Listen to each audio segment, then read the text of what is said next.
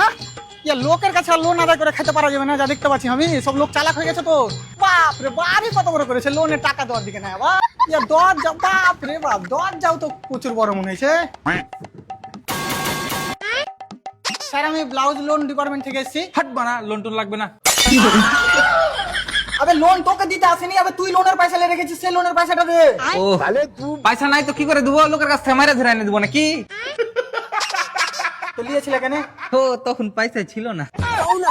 তো তখন তোমার পয়সা ছিল না বলে তুমি লোন নিয়েছিলে, তো এখন যে লোনের পয়সা তোমাকে ভরতে হবে, তো লোনের পয়সাটা দাও না কেন? এখনো পয়সা নাই। अच्छा तू थोड़ा सा बहन का लोड़ा है क्या? তো লোনের পয়সা কখন দিবে? যখন উপরওয়ালা দিবে। তো উপরওয়ালা কখন দিবে? তুমি জিজ্ঞাসা করলি, আমার কথা হয়নি উপরওয়ালার সাথে। তো লোনের পয়সা আদায় করতে আমি উপরে যাবো? তাহলে লোনটাই কারার মতন মাফ করে দাও। দেখ ভাই, হারামের পয়সা খেয়ে এখন পর্যন্ত কেউ শান্তিতে থাকেনি। ও তোমরা শান্তি না পাইলে আমি খুব শান্তিতে আছি। ये क्या हो गया? ये क्या सुन रहा हूँ मैं? যাও আজকে ফিরে যাও। ফিরে যাও? ফকির পাইলে নাকি বুঝে ফিরে যাবো? ভালো লোনের পুষ্টি বেঁচেছি মারা।